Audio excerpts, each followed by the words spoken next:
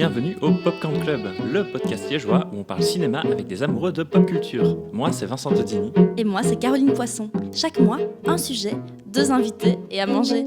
Vincent, tu fais péter le popcorn ?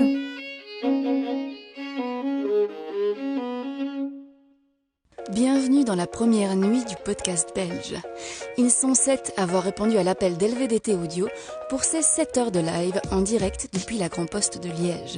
Confidence sur la cuvette, paumée, l'heure des éclaireuses, baleines sous cailloux, transmission Popcorn Club et At This Moment, ils et elles sont tous venus pour passer un moment ensemble et avec vous. En live et sans filet, exercice inédit pour la plupart d'entre nous, on sent l'adrénaline jusqu'ici. 3, 2, 1... Go. Confidence sur la cuvette. Il faut que j'aille aux toilettes. Vous permettez ? Puisqu'on en est aux confidences, je vais t'en faire une de confidence. Je crois que ce que vous avez dans le ventre a une grande valeur.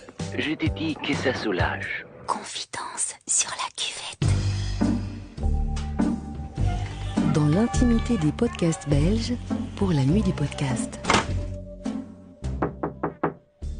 Pour moi, les toilettes, c'est le seul endroit où je n'arrive pas à manger. J'ai déjà essayé de terminer une tartine en allant faire pipi, c'est impossible. Et toi ? Alors moi je crois que j'ai jamais vraiment essayé de manger sur la toilette, mais pour moi les toilettes, c'est un endroit extrêmement fonctionnel, mais c'est aussi un moment où on est seul avec soi.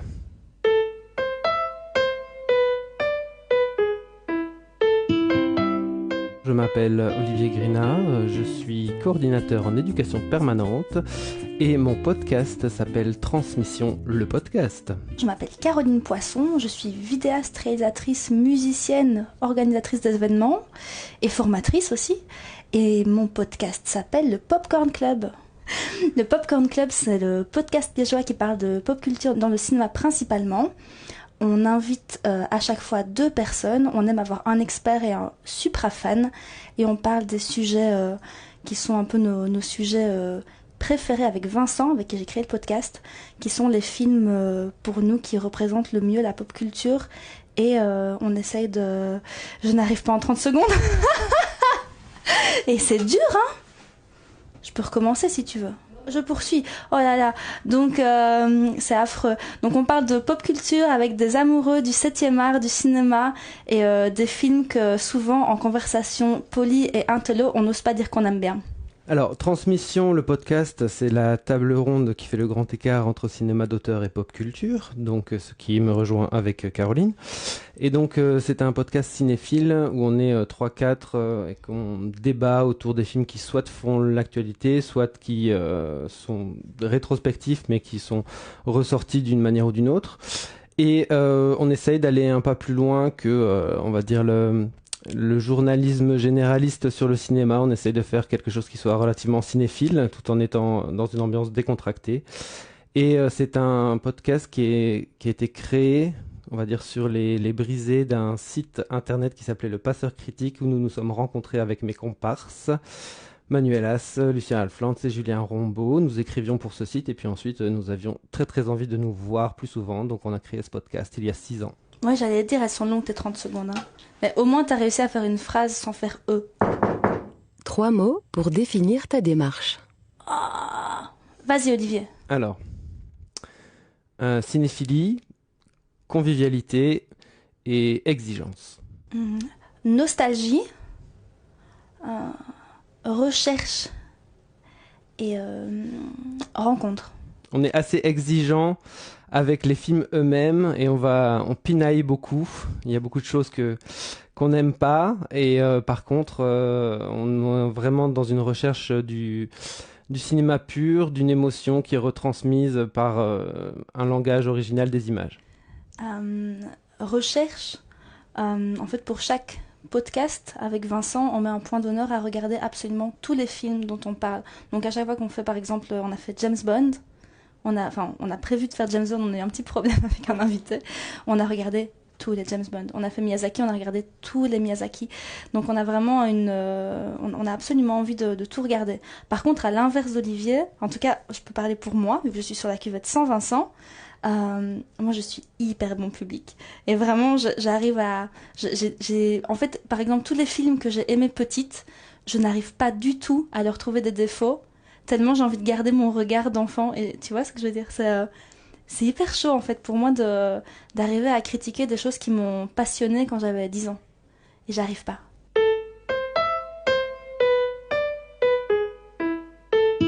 Trois mots pour dire ce que n'est pas ton podcast. Le Popcorn Club n'est pas prétentieux, n'est pas organisé et n'est pas... et n'est pas court. Oh, pardon. T'as fait un regard à prétentieux, tu trouves que notre podcast est prétentieux? Non, que mon podcast est prétentieux. Pardon. Ouh, ne pas rire dans le micro. Non, il est prétentieux dans le sens, enfin dans un certain sens. Bruxellois. Non, pas. J'habite Bruxelles, je ne suis pas oui. bruxellois. Enfin bon, si je suis Français. bruxellois. Je suis pire. français, c'est pire. Non, je dis qu'il est prétentieux dans le sens où on sait très bien qu'on s'adresse à une niche en fait. On n'est pas du tout. On a tendance à ne pas être généraliste et nous, notre but, c'est vraiment de toucher une niche cinéphile. Même si on essaye quand même d'être accessible pour tout public, mais c'est vrai qu'on a tendance à balancer tout un tas de références qui sont peut-être un peu obscures ou un peu opaques pour l'auditeur. Donc voilà, nous on sait qu'on est un podcast de niche, ça c'est sûr. Donc Transmission n'est pas généraliste, Transmission n'est pas régulier, Transmission n'est pas ennuyeux. Ah, c'est bien ça. Mais je pense que justement, c'est ça qui va être intéressant d'avoir un crossover entre nous. C'est que on va parler on a un sujet qui nous rassemble à fond et on n'a pas du tout la même ligne éditoriale. Donc je pense que ça va être assez épique. On verra bien. Mais c'est vrai que nous, on est dans une recherche perpétuelle de cette ligne éditoriale. Mais et que nous, on est hyper foutraque. Moi, non, vous avez sans doute une ligne éditoriale plus claire que la nôtre, en fait. Tu penses? Je Nous, crois. on a trouvé que votre organisation, on s'est dit, ah, c'est comme ça qu'on organise un podcast. Nous, on se dit, on va parler de ça et on y va, quoi. Ah. On s'est dit qu'en fait, il fallait peut-être faire une conduite. On n'a jamais fait de conduite, nous, hein. Tu vois? On a appris comme ça, c'est cool. Les trois kiffs de cette aventure. Alors nous, on a eu un super gros kiff, c'est qu'on a invité un de nos héros critiques qui s'appelle Jean-Baptiste Torret. On l'a invité à Bruxelles dans le cadre de la sortie de son livre sur Michael Mann, Mirage du contemporain. Et donc nous avons passé 2 jours avec lui, on a joué un peu les attachés de presse, on a fait une émission de 2 heures avec lui sur la carrière de Michael Mann. Ça, c'était un très très gros kiff. Le kiff, c'est aussi qu'on a noué un partenariat avec le Kinographe à Bruxelles et donc on a présenté des films chez eux. Et puis on a organisé une séance d'un film de Michael Mann chez eux présenté par Jean-Baptiste Torret. Donc ça, c'est vraiment cool, ça nous a permis de rencontrer des gens. Et puis le gros kiff aussi, c'est que nous, on se voit et qu'on parle de cinéma encore beaucoup plus que quand les micros sont allumés. Alors, un kiff énorme, c'est que nous, on a un tout jeune podcast, on a 7 épisodes, et qu'on se retrouve à participer à l'année du podcast avec des gens qui font des podcasts depuis plus longtemps et tout. C'est un gros kiff parce que nous, on a fait ça vraiment à l'arrache. Un deuxième gros kiff, c'est de pouvoir faire une émission type radio en mangeant beaucoup. Parce que nous, on mange énormément pendant les enregistrements, et on s'en fout que ça fasse des bruits dans le micro. Et un troisième kiff, je pense que ça rejoint vraiment Olivier, c'est de pouvoir parler cinéma. Et souvent, après, on coupe les micros après 2 heures d'enregistrement et on continue, on va à en parler encore pendant 1 heure. Parce qu'on se dit que ça va faire trop pour l'émission, mais qu'on s'arrête pas en fait. Et c'est de rencontrer des gens qui sont aussi fans que toi. Tous ces gens qui, quand ils étaient ados, ils avaient l'impression qu'il n'y avait personne comme eux. Le déclic pour prendre le micro. Le déclic pour prendre les micros, ça a été que... le blog ou site internet pour lequel nous écrivions avec mes camarades était en train de mourir à petit feu et donc on avait envie de faire quelque chose ensemble, mais on avait aussi envie de se voir et donc du coup c'est ça qui a déclenché le truc. Moi j'ai un ciné-club à Liège depuis 11 ans maintenant et Vincent était un des fans du ciné-club Et nous, le déclic, ça a été qu'ils me disent une fois en buvant un verre, et si on lançait un podcast sur le cinéma? Et on s'est dit, ok. Voilà, c'était un déclic très spontané, comme un peu tout ce qu'on fait et ce que je fais dans la vie. Combien de dollars tu gagnes avec ton podcast ? Alors, pour paraphraser Wayne's World, que je suis sûr Caroline aime beaucoup, le jour où on arrivera à gagner des sous avec transmission, c'est aussi le jour où j'arriverai à chier par la pine. Mais Merci pour cette belle référence. Mais pour le moment, on est même devenu une coopérative. Donc, c'est-à-dire que tous les trimestres, on met un peu de sous dans transmission pour se payer les billets de train ou un petit peu de matos quand il faut.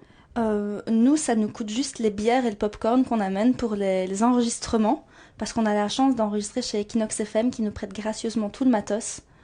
Donc ça nous coûte juste des bières et à manger. Enfin, ça ne rapporte rien, en gros. Si, ça rapporte de l'amour et c'est beau ça. C'est beau, hein. C'est un peu cucu, mais j'aime bien. Combien de fois tu vérifies le nombre d'écoutes ? Eh bien, figure-toi que je ne check jamais le nombre d'écoutes parce que je ne sais pas comment on fait. C'est assez opaque. Je ne sais pas comment on le fait. Je check les vues YouTube, mais on est sur YouTube, mais on est sur plein d'autres applis de podcast, donc je ne sais pas quels sont les résultats de ces applis et je me demande parfois si j'ai envie de le savoir. Et moi, je me suis rendu compte en payant la facture après 1 an d'abonnement à la plateforme de podcast que je pouvais voir le nombre de vues. Je savais même pas que c'était là, j'avais jamais regardé. Mais je pense que Vincent, il regarde un peu plus que moi. Faudrait que je lui demande. En 2 mots, cette expérience cuvette ? J'ai un peu envie de faire pipi. Moi, je me sens bien. Enfin, je suis un peu nerveux. J'imagine que ça s'entend dans ma voix. Mais c'est une bonne manière de briser la glace avec Caroline, vu qu'on va passer la soirée ensemble.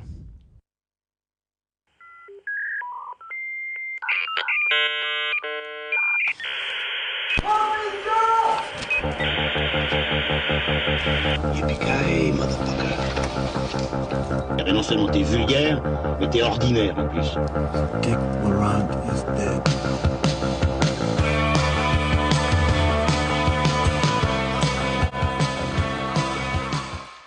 Bonjour à tous, donc nous sommes le Popcorn Club et Transmission, le podcast.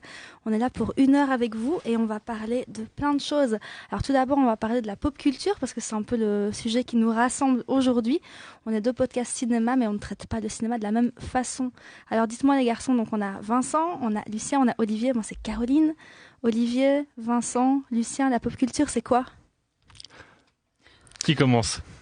Je peux me lancer. Vas-y. Donc, déjà, je suis super content d'être là. Bonjour à tous les auditeurs. Merci Caroline, merci l'équipe de Bruxelles Podcast Festival, du Grand Poste et de LVDT.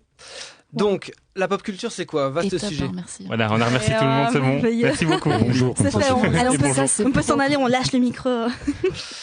Alors, la pop culture, c'est quoi ? Vaste question. En fait, nous, on a une tagline dans Transmission, c'est qu'on est le podcast cinéphile qui fait le grand écart entre la pop culture et le cinéma d'auteur. Donc, qu'est-ce qu'on entend par là ?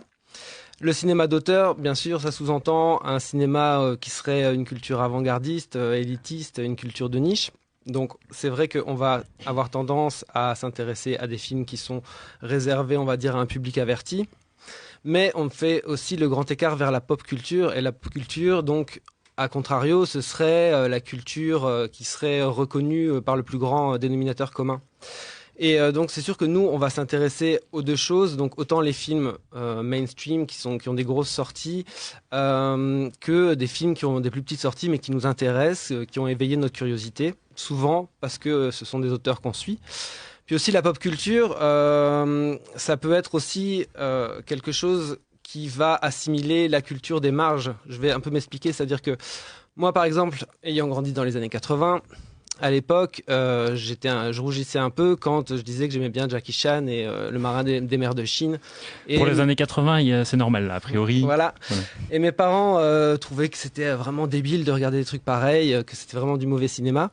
Et puis après, au milieu des années 90, il y avait Rush Hour comme culture de masse, et puis il y avait Matrix après.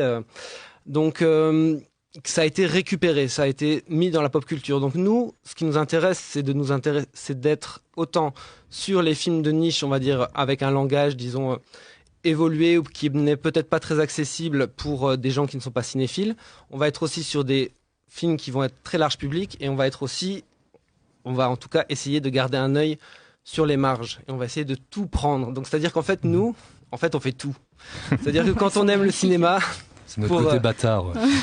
Pour paraphraser Jean-Baptiste Auré, quand on aime le cinéma, on l'aime totalement. Ça ne veut pas dire que tout se vaut, ça ne veut pas dire qu'on va apprécier toutes les mêmes choses avec la même échelle de valeur, mais ça veut dire qu'on peut tout aimer. Et donc, voilà, donc nous, la pop culture, c'est ça. Vous l'aimez quoi? Ouais, après, on défend peut-être quand même un cinéma qui se veut populaire et qui, dans l'imaginaire collectif, pourrait être considéré comme de la pop culture, mais qui est un peu singulier, qui donne peut-être pas ce qu'on peut attendre de lui dans un premier temps, qui puisse élever le discours, le spectateur, et qui en sortant d'un carcan qui est souvent assez strict dans ce qu'on entend par la pop culture, mais on espère toujours de lui qu'il soit un minimum subversif et le plus souvent singulier. Donc en fait, oui, on dit qu'on fait le grand écart entre le cinéma d'auteur et la pop culture. C'est une tagline parce qu'on a besoin d'une tagline. Mais en fait, nous, ce qu'on aime, c'est surtout, je pense, le cinéma d'auteur à travers la pop culture. On cherche en fait presque toujours à prouver que c'est pas toujours une contradiction. On défend aussi pas mal un cinéma qui se veut visuel et qui utilise son visuel et sa mise en scène pour faire passer ce qu'il a raconté simplement dans tous les sens du terme. Et donc peut-être un cinéma qui commence à parler aux tripes et au subconscient avant son intellectualisation. Après, c'est à nous de jouer nos rôles nous comme vous, nos rôles de relais, de passeurs, de relais pour dépasser ce simple état émotionnel, pour aller toucher peut-être ce qu'on pourrait appeler la raison, ou appelons-la comme on veut. Alors, si beau. Je cite aussi Danet, qui est quelqu'un d'important dans ma cinéphilie, qui est quelqu'un dont je pense dont il faut lire les textes, parce que on vient tous d'un podcast d'un site qui est le Passeur Critique, qui faisait référence à cette formule, qui est donc l'idée que la cinéphilie a besoin de passeurs de devant, derrière l'écran. Alors ça peut être la critique, ça peut être la camaraderie, ça peut être un père, une sœur, qu'importe. Ça peut être un projectionniste aussi, peut-être comme dans le film dont on va parler plus tard. Donc voilà, c'était un peu pour... Projectionniste ou un regard d'enfant. Bien sûr, bien sûr. Et Vincent, peut-être toi tu peux un peu parler aussi de notre positionnement en tant que Popcorn Club. C'est toujours un peu compliqué de parler de pop culture parce qu'il y a beaucoup de définitions en fait du terme et surtout des idées reçues sur ce que ça veut dire, et aussi suivant certaines strates de spectateurs, quand tu les traverses, tu te rends compte que tu n'as pas exactement la même idée de ce que c'est. Souvent une idée reçue, j'ai l'impression que la pop culture tourne énormément autour de la notion de divertissement, et que c'est aussi cette notion-là qui parfois fait que ça peut être mal vu, même si tu prends étymologiquement le terme, le côté divertissement, ça te détourne finalement en fait de ce qui paraîtrait vraiment être important. Mais en fait, un truc qui me paraît vraiment pertinent avec la pop culture, quand tu parlais de culture peut-être plus légitime à opposer avec, c'est qu'en fait, il y a l'idée que cette culture légitime, cette culture plus élitiste, c'est une culture qui est pas accessible à tout le monde parce que tout le monde ne maîtrise pas les codes pour pouvoir y accéder. Et par les codes, en fait, j'entends même pas des codes cinématographiques, c'est parfois souvent des codes sociologiques aussi.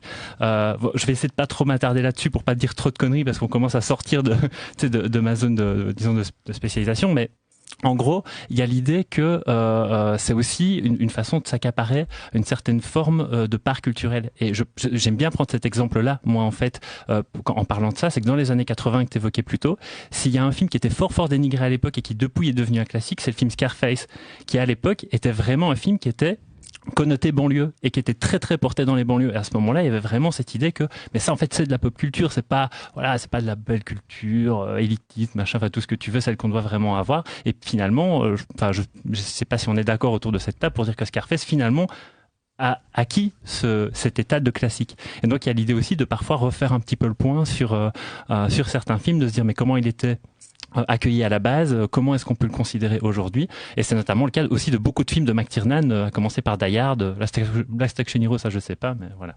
Mais il y a ce fait aussi il y a ce fait aussi qu'on a cette pop culture qui, à l'époque, tu disais, toi, tes parents qui trouvaient que tu regardais un film ou l'autre, c'était pas il y avait pas ce côté assez intello, je sais pas comment tes parents te l'amenaient, mais ils disaient c'est pas un film qu'on regarde en fait, on ne dit pas ça. Et j'ai l'impression que maintenant il y a un peu cette mode aussi de la pop culture où maintenant c'est devenu hyper cool d'aimer des films. Et il y a vraiment, on en parlait tout à l'heure en mangeant, il y a ce côté maintenant des nanars où aimer les nanars maintenant devient cool. Plus tu vas aimer un film hyper mauvais, plus tu vas être capable de regarder autant de nanars possible sur la nuit, plus tu vas être cool en fait. Donc il y a vraiment ce côté, tu as la pop culture, puis tu as aussi le rapport à la nostalgie dont on voulait parler quand on a un petit peu préparé notre podcast. Ça c'est un truc, j'ai l'impression, dis-moi si je me trompe Oli, mais Olivier, c'est que... tu peux l'appeler Oli. Hein. Non, on peut l'appeler Oli, ouais. Appelons-le tous Oli. Je m'y suis fait. On s'inscrit un peu en défaut de ça, je pense, à Transmission. Je pense qu'on a un rapport à ce qu'on appelle vulgairement la culture doudou, qui est un peu problématique. Je veux dire, moi j'ai souvent l'impression que que la culture doudou est pas spécialement, pas véritablement attachée à ce qui était vraiment principalement les années 80 auxquelles elle fait souvent référence. En tout cas dans ce qu'elle a de bon et d'attractif, mais que ce qui intéresse les gens, que la culture doudou intéresse, je veux dire, c'est plutôt une forme de refonte surdécoupée, surmarketée et passée à la moulinette d'internet de tout ça. C'est quelque chose qui au final reste pour moi purement cosmétique et on est plus très peu signifiant. Une culture référentielle. Ouais, exactement. Oui, c'est ça, et c'est la différence entre vraiment la pop culture et, comme on en parlait, cette nostalgie des années 80. Et qui s'adresse, j'ai l'impression, principalement à des gens qui n'ont pas connu les années 80. Exactement, voilà, c'est ça. Mais ça se voit beaucoup maintenant dans beaucoup de séries, on va pas toutes les nommer, même dans la mode, dans beaucoup de pans, dans beaucoup de films, dans beaucoup de pans de la communication visuelle, etc. C'est devenu une mode par défaut d'une époque qu'on n'a pas forcément vécue. Je t'ai coupé 3 fois, vas-y Oli. Non, juste j'avais plusieurs choses à dire. J'avais l'impression justement que cette nostalgie des années 80, elle était assez logique dans le sens où ceux qui ont grandi dans les années 80 sont aujourd'hui la population active, en gros, j'en suis un bon exemple, et que c'était aussi la première génération qui a eu des magnétoscopes et donc qui a pu regarder les films ad nauseam et les revoir et les revoir et les revoir. Et donc du coup, il y a ce côté vraiment régressif, nostalgique en remettant au goût du jour les choses qu'on a aimées enfant, en les partageant, etc. On retrouve quelque part un petit, le doudou, le coin de couette un peu douillé et les sensations du dimanche soir. Et sachez que pour moi ça fonctionne très très bien, j'avoue.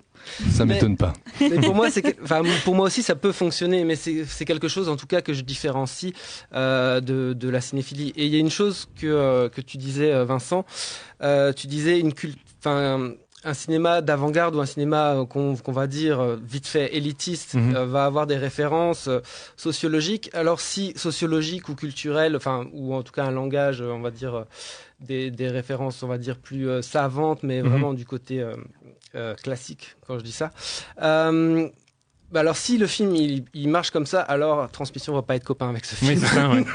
C'est-à-dire que nous, c'est vraiment le langage cinématographique qui nous intéresse, le langage des images, la manière dont tu fais communiquer les images et les sons, et comment ça va éveiller chez le spectateur, même qui n'a pas ces références, comment ça va signifier quelque chose. Pour moi, je vais prendre un exemple un peu qui va faire peur, mais pour moi, on peut aimer les films de Vera Setacool sans être cinéphile, sans avoir des milliards de références, parce que les films se suffisent à eux-mêmes, tu vois. Ils peuvent parler à n'importe qui, en fait. Si jamais, c'est pas une histoire de tissu référentiel commun, en fait. Il y a pas très longtemps, je regardais une vidéo récapitulative de l'année dernière de Durandal, parce que j'aime parfois me faire mal. et il cite le dernier Vera Setacool comme un de ses 10 films de l'année. Comme quoi, voilà. Comme quoi.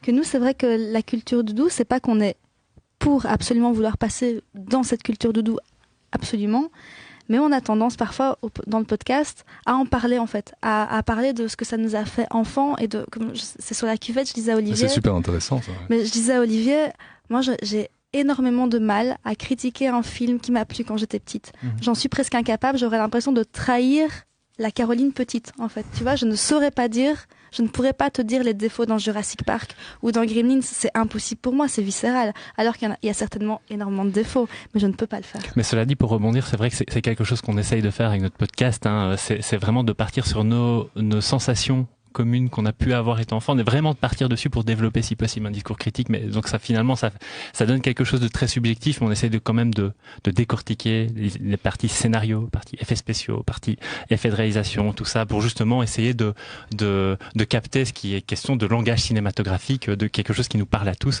et là de langage cinématographique on va pouvoir en parler là parce que voilà, je te laisse gérer. De toute façon, je pense dans la critique le côté subjectif, c'est une valeur utopiste de journaliste ou de critique, mais je veux dire, ça n'a aucun sens. Oui, c'est ça, tout à fait. Tu l'es toujours un peu.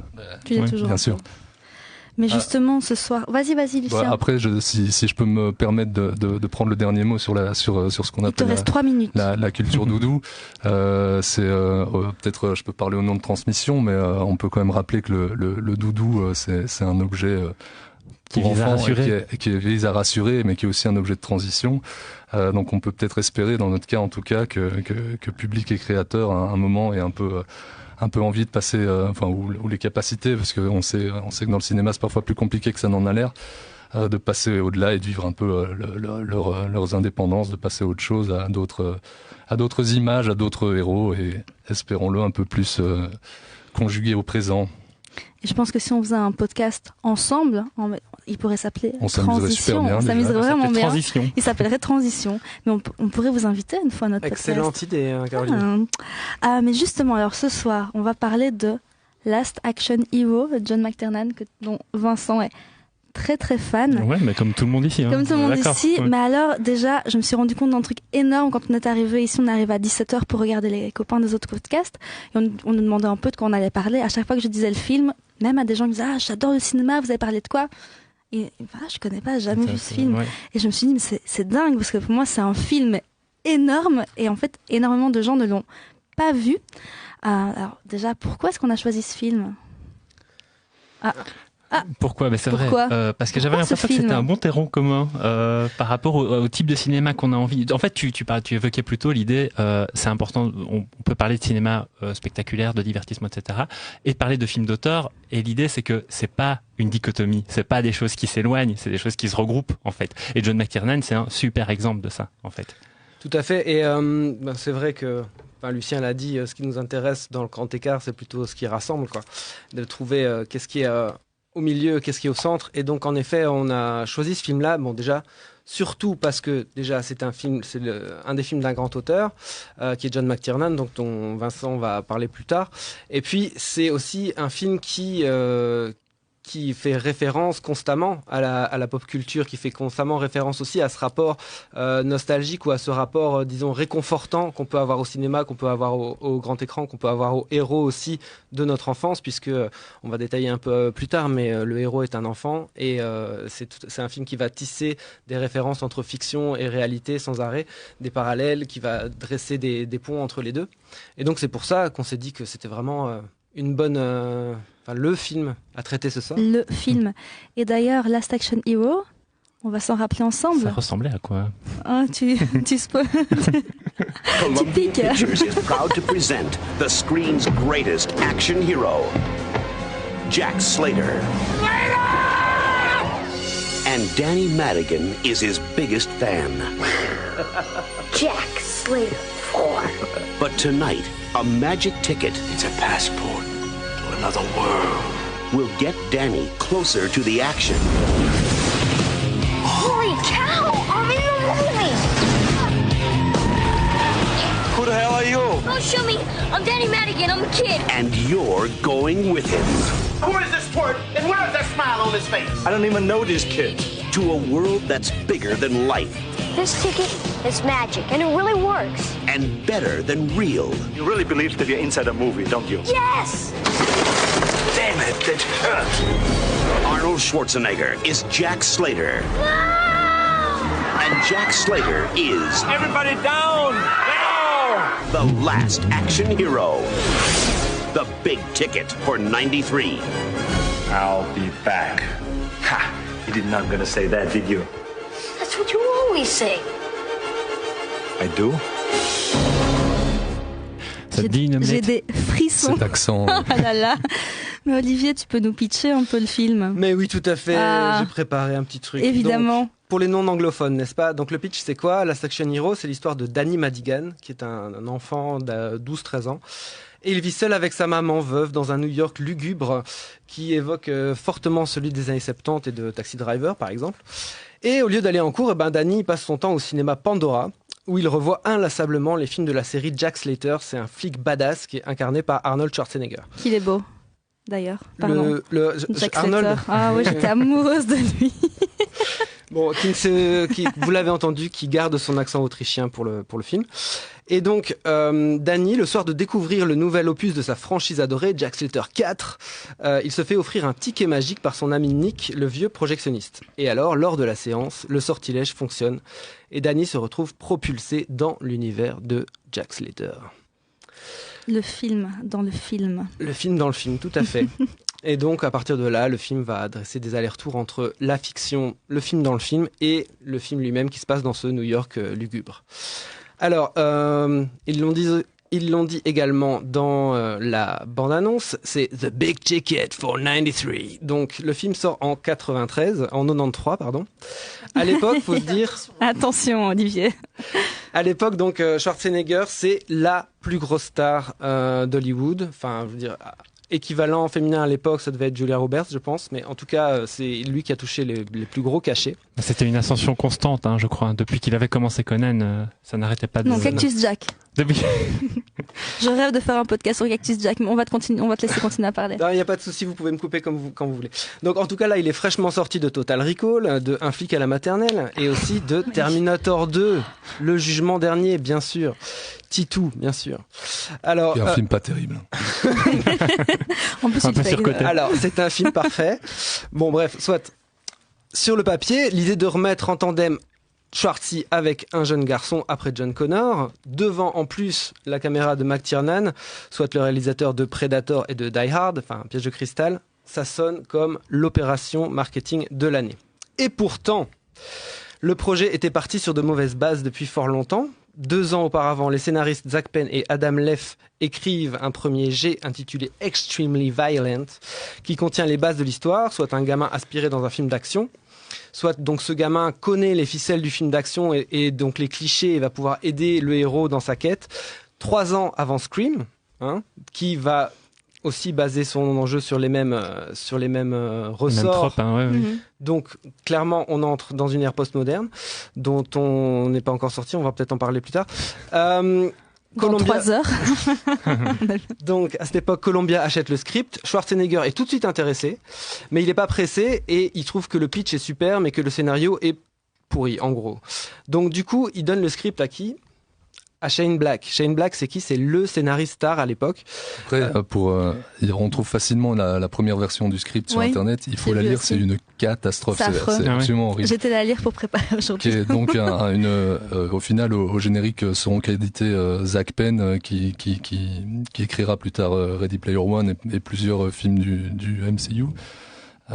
Et d'un certain Left dont je ne connais Adam Left dont je n'ai jamais vu aucun film, mais oui, et aussi d'une Olivier va très bien en parler, mais d'une flopée de script doctor. Ouais, c'est ça. Donc, en gros, le script après passe dans les mains de Shane Black, qui est le scénariste de L'Arme Fatale et qui vient de vendre, je crois que c'était le scénario le plus cher à l'époque. Oui, mais il se faisait payer des ponts d'or à ce moment-là. Dans un film génial de Tony Scott. Qui s'appelle Le Dernier Samaritain. Et donc, il va récupérer le script, le réécrire avec David Arnott. Mais Schwartzy n'est toujours pas content. Donc, il refile encore le scénario à William Goldman. C'est qui ? C'est l'auteur du roman et du scénario Princess Bride, que je suis sûre Caroline connaît très bien. Mais pourquoi ? C'est quoi ce... Bien sûr, j'adore. Mais aussi Des Hommes du Président d'Alan Pakula en 76 ou de Butch Cassidy et le Kid de George Roy Hill en 69. Le Marathon Man aussi. Tout à fait. Et après ça, le scénario va encore être retravaillé par une flopée de script doctors, dont Carrie Fisher, la princesse Leia, qui doit retravailler les personnages féminins. Donc, finalement, le film est greenlighté fin août 92, mais ils annoncent la date de sortie en juin 93, soit 10 mois plus tard. Soit au même moment que... Ouais. Donc ça devait être le succès de 93 et le marketing est juste monstrueux à l'époque. Il y a une poupée gonflable géante de Jack Slater sur Times Square. Il y a un partenariat avec Burger King, les jouets Mattel. Il y a Arnold qui convainc AC/DC de composer un morceau et qui va jouer dans leur clip et imiter la démarche d'Angus Young. Ce qui est très rigolo. Et enfin, le logo du film est inscrit sur une fusée de la NASA.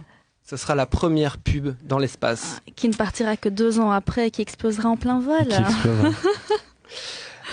Et donc... On prend toutes tes... On spoil ton texte, non, en fait. T'inquiète, c'est pas de souci. Et donc, le film sort le 20 juin 93 aux États-Unis, accompagné malheureusement de mauvaises critiques. Et le 20 juin 93, ça fait une semaine que Jurassic Park est sur les écrans. Un tout petit film. Et donc, Last Action Hero va mordre la poussière bien méchamment. Après un premier week-end catastrophique, le magazine Variety titrera « Lizards Eat Arnold's Lunch », soit les lézards ont mangé le goûter d'Arnold. L'ironie, c'est que Spielberg était envisagé un temps pour diriger Last Action Hero. Zemeckis aussi. Hein. Zemeckis après Spielberg, en effet, et que Columbia n'avait pas peur de sortir son film une semaine après le Spielberg, parce que Spielberg sortait de Hook, qui avait contre-performé. Ils disaient c'est bon, Spielberg il est fini, pas de problème. Alors, Hook, parfait exemple de film que j'ai vu 10 fois enfant et je peux plus revoir aujourd'hui parce que je le trouve atroce. Voilà. Spielberg non plus, il veut plus le voir. Hein. Alors, ce qu'on peut dire aussi, c'est que là où le film de Spielberg a un timing parfait, même si c'est pas un film parfait, en tout cas rythmiquement il est parfait. Last Action Hero malheureusement se traîne un peu, surtout dans sa première partie, et c'est une des raisons invoquées par le réalisateur John McTiernan pour expliquer l'échec du film, soit une post-production ultra précipitée qui fait que le film est quasi un bout à bout. C'est-à-dire qu'en gros, ils ont juste enlevé les claps et ils ont tout mis les plans prévus les uns à la suite des autres, enfin les bonnes prises prévues les unes à la suite des autres, et qu'il n'y a pas eu vraiment de travail vraiment sur la matière, parce que vous n'avez pas le temps. Et en gros, il y a aussi des effets spéciaux qui sont salement craignos dans le film. McTiernan dit, après, c'est toujours la question de la légende et la réalité, hein, la maxime fordienne, mais... McTiernan dit qu'il y a certaines scènes qui sont montées à la gâchette, quoi, qui sont montées, tournées les unes à la suite des autres sur la pellicule et directement sorties comme ça. Est-ce que c'est la vraie vérité vraie? On peut en douter, mais ça en dit long quand même sur les 6 semaines, je pense, ou les 5 ou 6 semaines de post-production qu'il y a eu entre la fin du tournage et la sortie en salle. Oui, quoi. mais c'est un film qui a subi des remontages, non? Oui. Parce qu'il y a eu des projections tests qui ont été relativement désastreuses et que c'est l'une des raisons pour laquelle ça a un peu cette gueule-là aussi. C'est parce qu'il y a eu des remontages un peu intempestifs et qu'ils voulaient quand même absolument maintenir la date parce que sinon ça donnait une mauvaise image du film, sachant justement que je crois à l'époque Schwarzy, je crois que pour la première fois, il était producteur sur le film et il s'était investi dedans et donc il y avait vraiment quelque chose au niveau de son image qui se jouait, quoi. Et là pour le coup, en termes d'image, bon. Il y a cette légende aussi qui dit que McTiernan aurait caché chez lui un nouveau montage du film qui n'a pas pu sortir. Il y a cette légende-là pour tous ces films. Oui, c'est vrai. McTiernan a un côté, je sais pas si on aura le temps d'en parler, hein, mais un côté peu conspirationniste. À nouveau, ça fait partie de la légende et ça construit le personnage. Mais oui, on sait qu'il s'est estimé lui-même comme une victime de la chasse aux sorcières moderne sous Bush avec l'affaire Pelicano, etc. Donc oui, c'est quelqu'un qui est fort porté là-dessus. Hein. Ça, c'est une certitude. Olivier, tu penses que dans une minute on pourra passer j'ai à ton presque quiz, fini, tu vois, tu sais. écoute, comme ça, c'est parfait. Oui, bien sûr. Et d'autre part, les réécritures en cascade ont engendré un vrai problème de ton, n'est-ce pas? Le film est écartelé entre l'essence d'une fable orientée vers un public enfantin et un énorme actionneur qui est vendu, et donc en gros il y a un problème sur ce qu'on vend, quoi. Et la plupart des spectateurs sont surpris et ne trouvent pas ce qu'ils sont venus chercher. Donc, mais après, au fur et à mesure des années, des ventes de VHS et des rediffusions sur les chaînes câblées, Last Action Hero finira par se rembourser et devient petit à petit un film aimé à sa juste valeur pour toutes les qualités dont on débattra, n'est-ce pas, un peu plus tard, mais aussi en francophonie, par aussi une super VF dont nous avons extrait notre jingle pour le quiz qui suit maintenant. Je vous conseille d'être très prudent, ils m'obéissent au doigt et à l'œil. Et il me suffirait de claquer encore des doigts pour que demain vous soyez aspiré par une motocrotte sur le trottoir d'en face. Je ne saurais donc trop vous conseiller, ainsi qu'à votre toutou, de rentrer à la niche. Vous avez d'autres questions? Oui. 2, très brèves. Primo, pourquoi est-ce que je perds mon temps avec un branquignol dans ton genre, alors que je pourrais faire des choses beaucoup plus risquées? Comme ranger mes chaussettes, par exemple. Deuxio, comment comptes-tu claquer des doigts pour tes molosses une fois que je t'aurai bouffé les pouces des 2 mains? Tellement stylé. Magnifique. Voilà, et donc c'est l'heure du quiz. Attention, 7 questions. Le premier qui dit Schwarzenegger. Ou Braunschweiger. Bon, je préviens toute notre immense audience, je suis nulle dans un truc de rapidité, quoi. Oh là là, j'ai peur. Non, mais donc. Vincent, je compte sur toi. Et n'enchaînez pas, Schwarzenegger est la réponse. Hein. Vous dites juste Schwarzenegger, je vous donne la parole. Donc, oh là là, okay. Si vous n'avez pas la parole, ne criez pas la réponse comme un bœuf. D'accord? Ok. Alors, question numéro 1. Entre À la poursuite d'Octobre Rouge en 90 et Last Action Hero en 93, McTee dirige l'un de ses films les moins connus dans la forêt amazonienne. Lequel ? Schwarzenegger. Yeah. Pardon. Je donne la voix à Vincent car je ne connais pas, il m'est fort sympathique. Et c'était Medicine Man avec Sean Connery. Exactement, ça fait donc 1 point pour Vincent. Tu comptes les réponses, Caroline ? Oui. Cette fois-ci, S'en bien foutre aussi. sûr. on peut s'en Alors foutre. regarde, il a un bic. Regarde, j'ai un petit Il a un bic. bic sur ses petites feuilles. Mets ta petite vache, mets ta Voilà. petite. Hein. Ok, alors. Et d'ailleurs, une petite question dans la foulée. Au générique de Medicine Man, justement, il y a l'actrice Lorraine Bracco, dont McTee était, semble-t-il, insatisfait. Et donc la légende veut qu'il aurait appelé un de ses collègues réalisateurs pour lui demander comment est-ce qu'il avait fait pour la diriger et qu'elle soit bien. Qui donc ? Attends, J'ai cette anecdote. je mais- crois que je l'ai, je crois que je connais. Moi, j'ai même pas vu le film. Ah non, je sèche. Tu peux pas avoir de points, Olivier. Vas-y, balance. C'est un réalisateur très connu qui est américain petit. C'est Marty Schwarzenegger. Il s'agit de Martin Scorsese. Exactement, puisque Lorraine Bracco jouait la femme de Ray Liotta dans Les Ouh là Affranchis. là, mais oui, c'est vrai, c'est elle. Mais oui. Ok, très bien, un point pour Allez. Lucien. Super. Alors maintenant, on parle plus spécifiquement de Last Action Hero, donc Caroline rentre dans la danse. Ok. Dans la scène d'ouverture de Last Action Hero, la grande Tina Turner fait une apparition. Dans quel autre film apparaît-elle sans jouer son propre rôle ? Je sais. Schwarzenegger Ah, vas-y. dans Mad Max Dôme du tonnerre. Exactement, Yeah. c'est une bonne réponse, mais il y a une autre réponse, si vous l'avez, c'est bien. Non ? Ok, c'est pas grave. 1 point pour Lucien, l'autre film c'était Tommy de Ken Russell.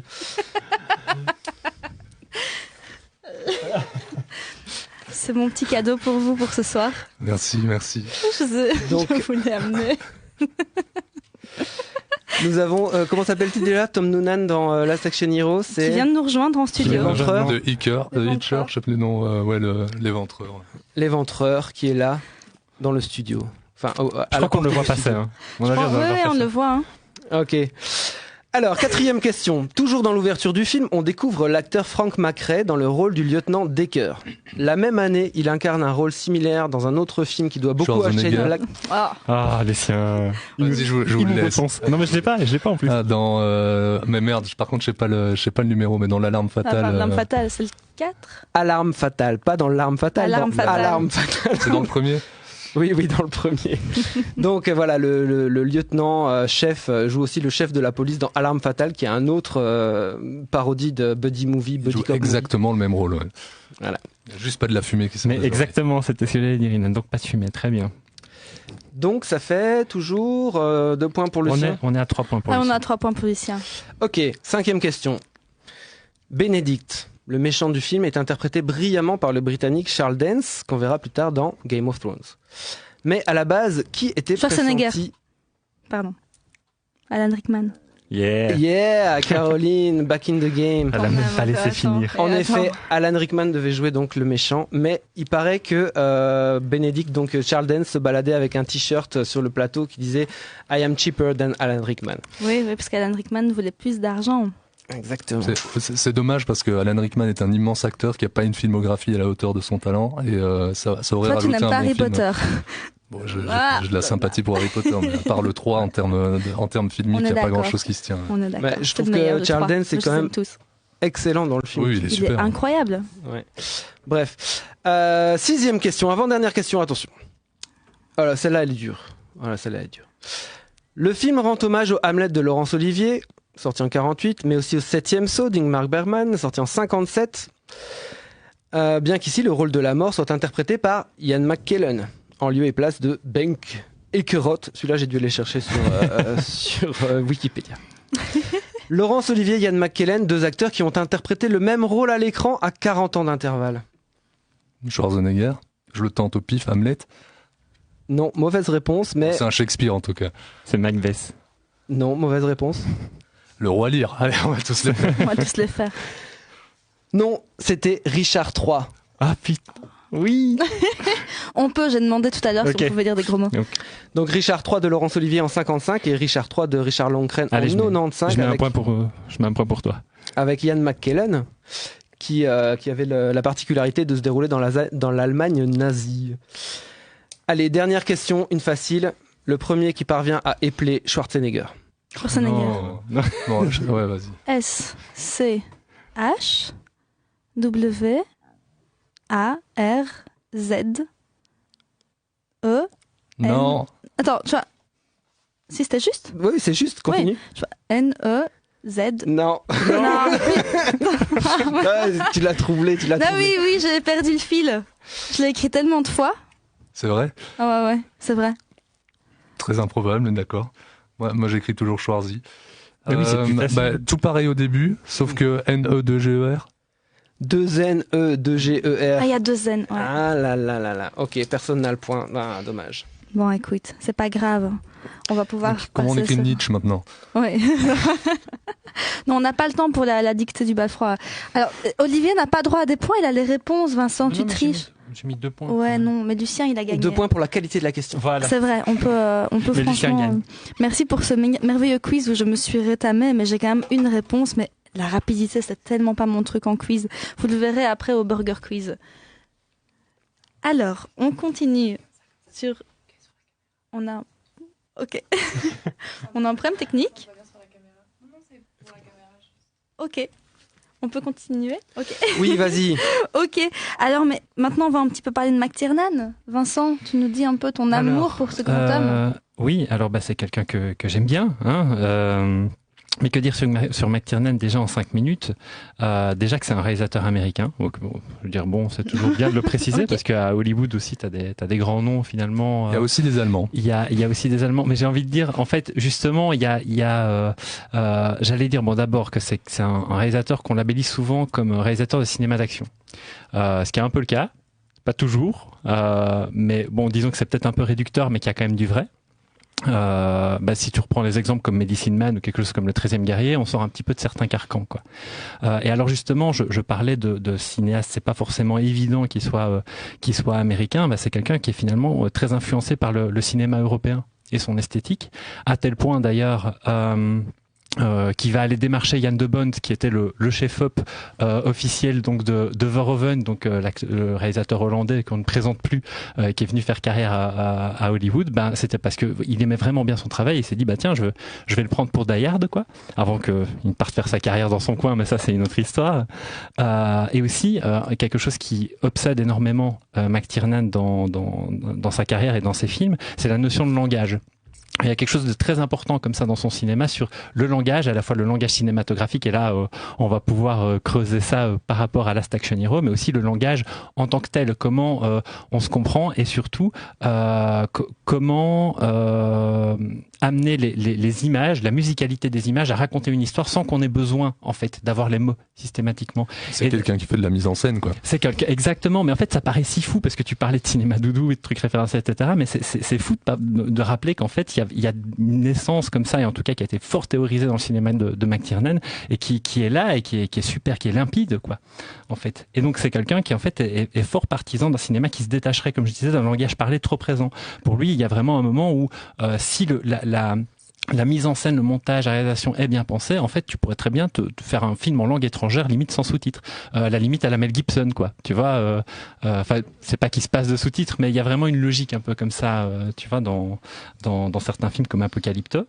Alors c'est également un réalisateur donc qui accorde beaucoup d'importance, je vais y venir parce que c'est aussi important dans Last Action Hero, au développement de ses personnages. Ça c'est quelque chose, vous me direz si vous êtes d'accord ou pas, mais si par exemple tu le compares à un Verhoeven, j'y reviens, qui a peut-être un discours politique peut-être dans ses films, lui j'ai vraiment cette impression qu'il centre avant tout son point de vue sur ces personnages et sur comment je te fais ressentir de l'empathie pour ces personnages, comment j'évite d'en faire une fonction narrative. Ce qui est aussi une manière d'avoir un discours politique. Oui, c'est ça, oui, évidemment. Mais ça, on va pouvoir en parler. Je le sens plus dans Die Hard, par exemple, que dans Last Action Hero. Dans la deuxième partie, je trouve qu'il y a de ça dans Last Action Hero aussi. Je te laisse continuer. Oui, tout à fait. Donc, attends, parce que maintenant, il faut que je sache où j'en étais arrivé. Donc, oui, c'est quelqu'un qui arrive fort à faire ressortir, en fait, l'humanité de ses personnages, que ce soit par le dialogue, mais surtout, comme je le disais, il y a la mise en scène, le montage qui est très important. Et alors, autre point important dans ces films, tu l'évoquais plus tôt, c'est toujours le cas dans Last Action Hero, c'est quelqu'un qui est très très influencé par des auteurs classiques. On faisait le pont, on disait il y a une culture classique et il y a peut-être quelque chose de plus populaire qui est peut-être basé sur l'action. Lui, c'est quelqu'un qui fait des jonctions systématiques. Par exemple, il y a des fortes influences le songe d'une nuit d'été de Shakespeare dans Die Hard, et là pour le coup il passe son temps aussi à citer Shakespeare, mais là de façon beaucoup plus évidente dans Last Action Hero. Si je peux te couper 2 secondes là-dessus, parce que c'est quelque chose, on va peut-être pas partir là-dessus, ça prendrait beaucoup de temps, mais je trouve ça passionnant. Ce serait de mettre en parallèle Last Action Hero avec le True Lies de Cameron qui sortent à quoi, 2 ans d'intervalle. 2 ans, je pense. Ouais, c'est ça, quelque chose comme ça, pour montrer comment Cameron va de façon beaucoup plus cynique détourner le propos, un peu comme le fait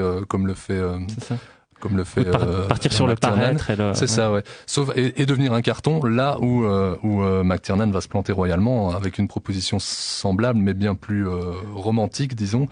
Dans le sens littéraire du terme, quoi. Et enfin, je rebondis là-dessus parce que tu parlais de classicisme tout à l'heure. Il y a quelque chose de fascinant là-dedans parce que, enfin, Cameron a une fascination pour ce qu'on pourrait appeler le cinéma du futur. Oui, tout à fait. C'est presque un ingénieur là-dessus. C'est un pur génie, mais voilà.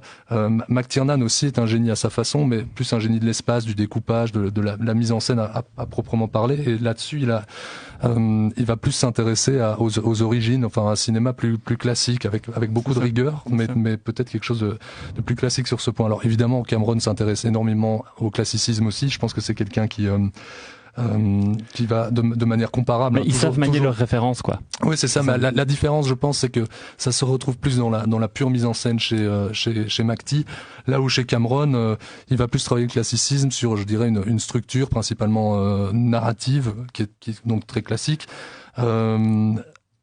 mais qui va coupler ça avec une technique non seulement moderne, mais presque même, j'ai envie de dire futuriste, en tout cas en avance, comme s'il voulait toujours inventer le cinéma de demain. Et en fait, c'est peut-être la différence entre. J'ai l'impression que McTiernan est plus ancré dans un cinéma classique, là où Cameron a un pied dans. Fait un peu le grand écart comme nous. Il va pas être en perpétuelle recherche du cinéma de demain. Mais tout à fait, je vois ce que tu veux dire par là. C'est pas forcément un expérimentateur de la technologie, quoi. Tu vois. Et alors c'est marrant parce que voilà, donc on parle de classicisme et c'est vrai qu'à première vue, quand on en parle comme ça, McTiernan, on pourrait plus s'associer. On évoquait plutôt un cinéma plus type art et essai. Et pourtant, c'est un pur entertainer en fait, hollywoodien. Il a réalisé un des films les plus populaires d'action aux États-Unis, début 80, fin 80, début 90, Predator, Die Hard, À la poursuite d'Octobre Rouge. Alors c'est pas un réalisateur qui s'est contenté d'en faire des succès, il a passé son temps à réinventer le cinéma d'action en fait en faisant ça. On va pouvoir l'évoquer après. Malheureusement, ça on l'a pas trop dit, sa deuxième partie de carrière a été plus problématique. Il y a eu Last Action Hero, il y a eu Medicine Man qui a pas du tout été un succès qu'on a évoqué, et il y a eu des 2 gros problèmes dans sa carrière. Les méga conflits du 13e guerrier avec Michael Crichton qui a fait qu'il n'est pas du tout content du film, et alors surtout Rollerball. T'évoquais l'affaire Pelicano où il disait qu'il subissait une chasse aux sorcières. En fait, l'affaire Rollerball, c'est un film qui a pas du tout marché, projection test désastreuse. On lui a demandé de revenir sur les bancs du montage, il était tellement pas satisfait que le mec a mis son producteur sur écoute et qu'il a été inquiété par le FBI. C'est plutôt, pour revenir sur ce que je disais, pas qu'il s'estimait comme victime de la chasse aux sorcières, mais de victime collatérale, quoi. Parce que Clinton était parmi les, comme Tom Cruise, comme plein de gens, mais était sur Michael Jackson, enfin tout Hollywood, mais en fait, dans les carnets de Pelicano. Et donc, voilà. Et la particularité, c'est qu'il est même pas tombé pour les affaires des écoutes, il est tombé parce qu'il a menti sous serment au FBI. Et donc le mec a fini par faire une idée à la con. Et en fait, c'est con parce qu'il a fini par faire de la prison et le mec n'a plus jamais tourné depuis. Donc voilà, ça c'est le truc, ça nous désespère un peu, mais voilà. Ouais, rendez-nous McTie. Il a fait des trailers pour le jeu vidéo Ghost Recon. Voilà. Oui, c'est vrai. Ah ouais. Mais je vais me permettre de recentrer un tout petit peu sur le film pour qu'on ait le temps de faire nos 4 heures d'émission en une seule. Je voudrais un peu lancer Lucien sur l'image du héros dans Last Action Hero. Si tu peux nous parler, on a un peu chacun nos parties, même si on aime beaucoup s'interrompre. Vas-y. Lance-moi et interromps-moi. Je te lance.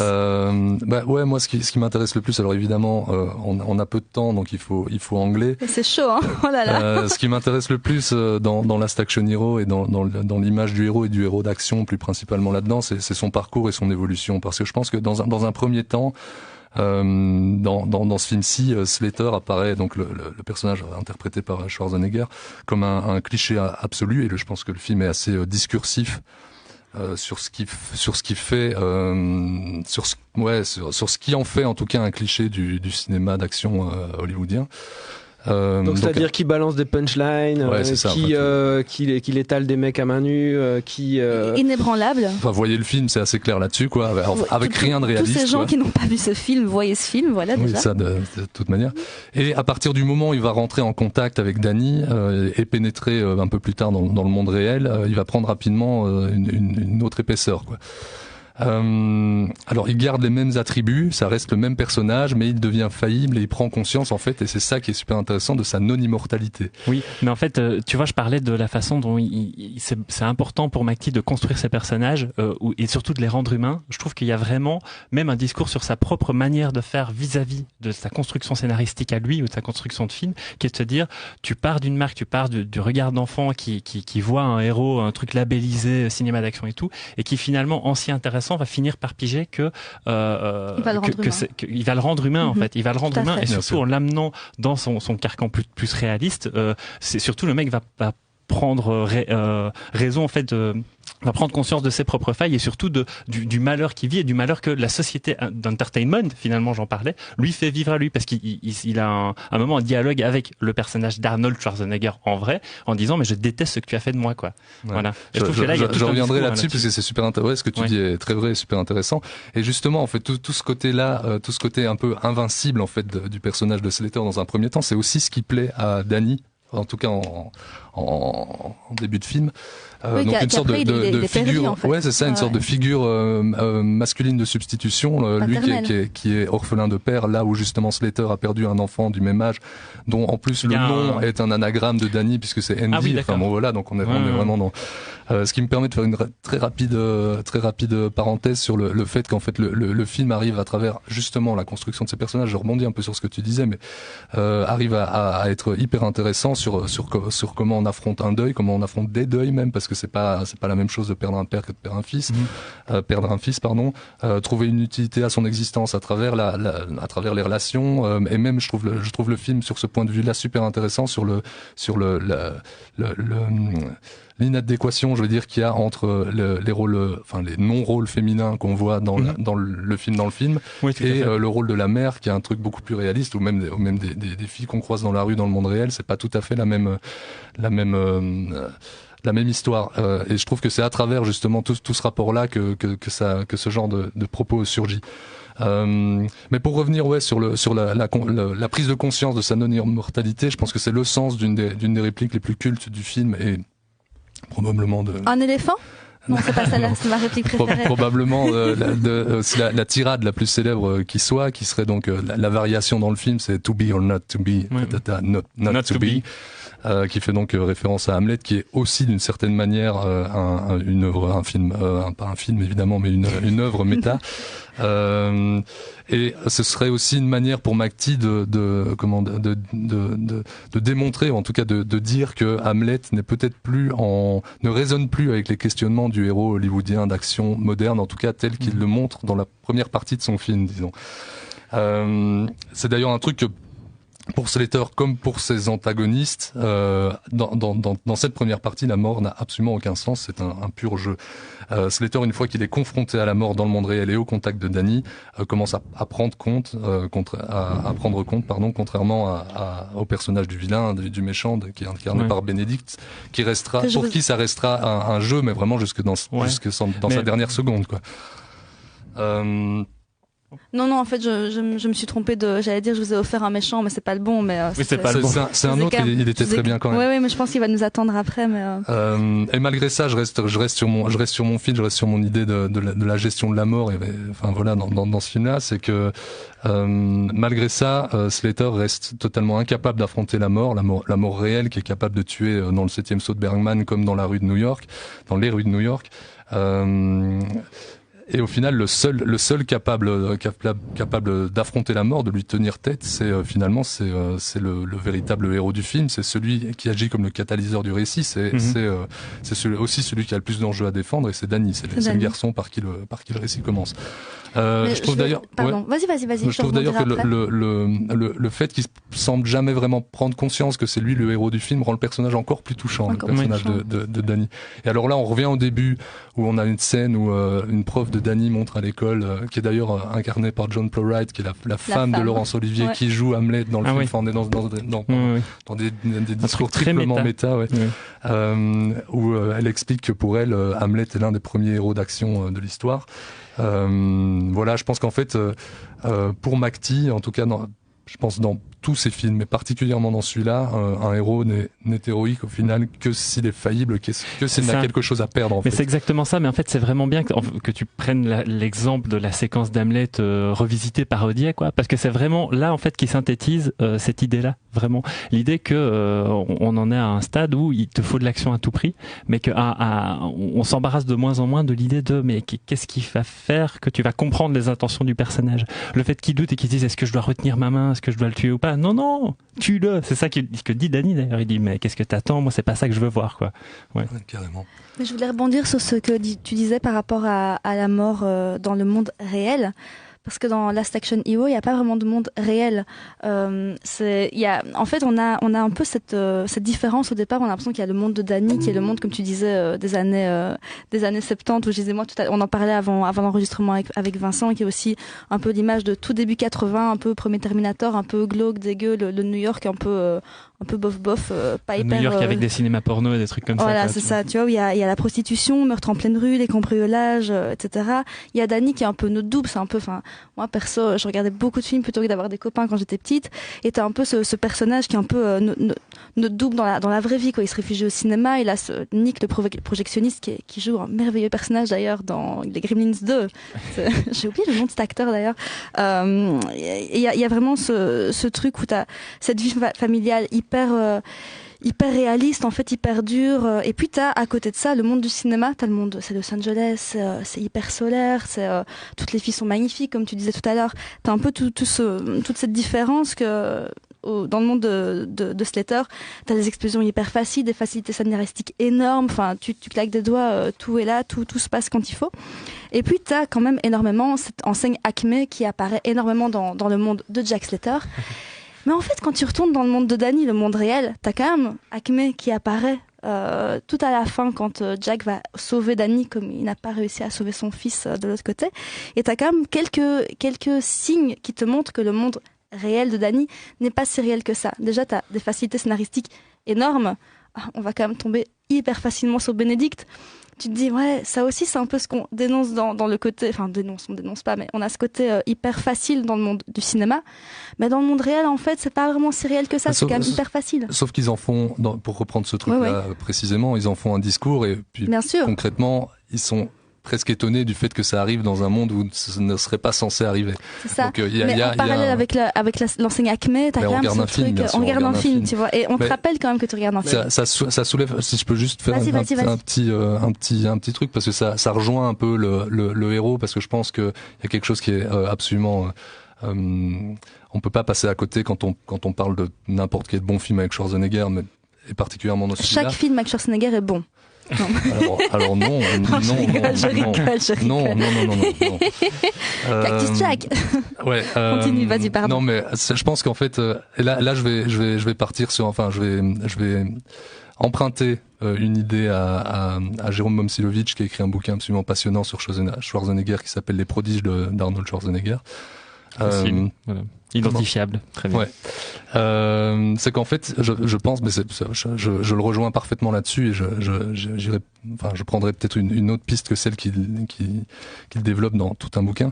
Les films les plus intéressants avec Schwarzenegger sont évidemment ceux des grands réalisateurs, mais sont surtout ceux dans lesquels il est utilisé comme une entité. Plus que comme l'acteur qu'il est, ou même comme le personnage. Alors on peut citer évidemment, j'ai fait une petite liste pour pas en oublier, ça me ferait mal, mais ouais. Terminator 2, Last Action Hero, Total Recall, Predator et Conan, qui sont pour moi les grandes œuvres. T'en parlais aussi, hein, Vincent, mais en fait, j'en parlais aussi parce que je pense que ça a vraiment conditionné le choix de l'acteur pour jouer. Mais bien sûr, le méchant dans Terminator, en fait, c'est plutôt James Cameron, parce qu'en réalité, à la base, Schwarzy, il venait caster pour le rôle de Kyle Reese, et en fait, c'est Cameron qui, en le le voyant comme ça, s'est dit mais en fait, moi j'ai besoin d'un corps du futur. Et ça, c'est un corps du futur. Ça c'est un corps qui peut me montrer vraiment le robot, la force inarrêtable. En fait, l'idée de base dans Terminator. Je vais très vite m'arrêter parce que c'est vrai que c'est pas. En plus, je pense qu'il nous reste 3 minutes, mais on continue. Hein. C'était que le Terminator devait se camoufler. 3 minutes. Ouais, bien sûr, mais après, je termine juste mon idée et puis après Olivier voulait quand même truc. rebondir un petit peu, je pense. Laissons Lucien finir. Ok, allez, termine Lucien. Non, mais c'est oui, parce on que tu parles de Terminator, mais évidemment, on peut parler de Predator aussi, qui est un autre film de McTee avec Ok, ça va, on a compris qu'on te prend comme invité pour Predator. Non. Mais en fait, c'est exactement de la même manière qu'il utilise. Enfin, exactement. Je veux dire, il y a des grandes similitudes entre l'utilisation que fait McTiernan dans Predator et dans Last Action Hero de Schwarzenegger. En fait, il est utilisé presque comme un bloc de glaise à déformer, à commenter plus pour ce qu'il est et ce qu'il représente qu'autre chose. Et c'est vrai qu'on parle toujours de Predator comme d'un grand film d'action écologiste, on pourrait dire, et c'est très probablement vrai. Mais je pense aussi que c'est un film qui dissèque magistralement ce qu'est la virilité. Je me demande même si c'est pas la masculinité propos, toxique. Je sais pas si mais je pense que McTee en parlait avec ces termes-là. Ah oui, c'est ça. En tout cas, c'est pas pour rien que les héros sont présentés par leurs muscles bandés, par des cigares phalliques. Ils ont tous tout le temps des énormes cigares en bouche. C'est pas pour rien que le Predator est un personnage, ou la Predator d'ailleurs, est un personnage asexué dont la bouche est littéralement un vagin denté. Voilà, en gros. Mais alors je fais juste le dernier petit lien parce que ça rebondit sur ce que tu disais juste plus tôt. C'est que dans Last Action Hero, il y a une scène particulièrement brillante sur ce que tu disais plus tôt, Caroline. C'est la scène la scène de l'avant-première. Qui montre à quel point le action hero en fait n'existe pas. Il ne reste que la fiction qui rencontre la fiction et on est donc face à différents degrés de fiction, on pourrait dire comme ça, qui s'interpénètrent. Il y a une réplique qui est géniale où il dit Schwarzenegger qui joue Schwarzenegger dit à Schwarzenegger qui joue Arnold Schwarzenegger. Et voilà, 10 secondes de perdu. Oui, c'est ça. tu es le meilleur sosie que j'ai jamais vu. En fait, ça dit tout. Les seuls héros à nouveau sont les gens inspirés de la réalité. Les gens qui vivent une vraie vie, on pourrait dire, c'est Danny, c'est le spectateur, c'est les spectateurs, c'est vous et moi, et ça rejoint à nouveau une scène dans le monde réel où Schwarzenegger dit et là ça prouve que McTee est un cinéaste politique, où il dit à Danny le monde est ce que tu en fais, et c'est une manière de dire en fait tu es le héros de ta vie, tu es le héros de ton monde, quoi. Donc tout se rejoint, bien sûr. Olivier, on peut te laisser le mot de la fin? Non, oui, je voulais juste en rajouter sur Schwarzenegger en disant que finalement, avec l'échec de ce film, c'est aussi le moment où il s'est rendu compte que lui-même était faillible en tant que action movie star. Et d'ailleurs, McTiernan a fait 3 films de suite quasiment de suite, qui sont Die Hard, Last Action Hero et Die Hard 3, où non seulement il déconstruit la figure de l'action man ou du héros d'action, dont bien sûr il prend Schwarzenegger pour Last Action Hero puisque c'est l'Ubermensch, c'est le plus gros héros d'action, le bloc infaillible. Enfin voilà, maintenant il y a The Rock, mais c'est une autre histoire. Et que bien sûr après Last Action Hero, il va reprendre John McClane au plus bas, le plus common man possible, alcoolique, qui pue de la gueule, pour le balancer dans les rues de New York dans Die Hard 3, avec un filmage qui va inventer le film d'action des années 2000. Et qui se rapproche peut-être thématiquement de la seconde partie de Last Action Hero. Exactement, oui, en termes d'esthétique. Mais écoutez, je pense que on a tous parlé à un BPM. On a fait ce qu'on pouvait. C'est vraiment fini là? Ah oui, on a fini. Hein. Et ça va vite. Hein. Il fallait me dire de me taire. 5 minutes, je suis pas voilà, mais oui, non, on va jouer le jeu. On va jouer le jeu. Allez, mais pour la petite anecdote, je pense que Schwarzy a quand même été tellement un peu secoué par l'échec commercial du film qu'à ce moment-là, il avait vraiment, je pense, considéré d'arrêter sa carrière cinéma pour déjà se lancer dans la politique. Et c'était vraiment passé à 2 doigts finalement. Bon, il a continué à notre plus grand bonheur. Voilà. Ouais, enfin, tu parlais tout à l'heure de True Lies. Moi, je persiste à croire que Schwarzy n'est pas un excellent choix de cast pour True Lies. Non, mais lui, ça se voit beaucoup, surtout la première séance de True Lies, quand il doit parler français. Ça ressemble à rien du tout. Faut que je revoie le film, ça fait un moment. Mais en fait, dans True Lies, effectivement, ça passe plus aussi par une interprétation. Et en fait, voilà, je suis désolé si vous êtes fan de Schwarzy, mais Schwarzy n'est pas un bon acteur. Oh là, je suis pas tout à fait d'accord avec ça. Moi, je suis pas tout à fait d'accord avec ça. Il peut être très bon dans Last Action Hero. Ici, devant tout le monde, auditeurs, spectateurs, équipe, on va faire un épisode croisé chez nous, rien que sur Schwarzenegger. Yes. Ça vous dit? Oh, dites, on a créé des ponts. Et on est devenus amis et tout, quoi. Là, c'est bon, quoi. Oh, ça me touche. Mais merci pour ce super épisode. Je pourrais encore faire ça pendant 4h30. Je pense que maintenant on va aller boire des verres et continuer toutes les notes qu'on a pas encore pu lire à l'écran. Vous avez autre chose à faire. Non, on a autre chose à faire. Vous restez là, vous bougez pas. Ah oui, c'est vrai. Oui. Oh non, je déteste. Mais bon, vous avez fini, je mets le jingle de fin. Jingle sinon on est parti. Au revoir tout le monde, merci de l'écoute. Merci encore de l'accueil. Merci. Bah ça marche. Ah bah non. Ah non, voilà, on est toujours là.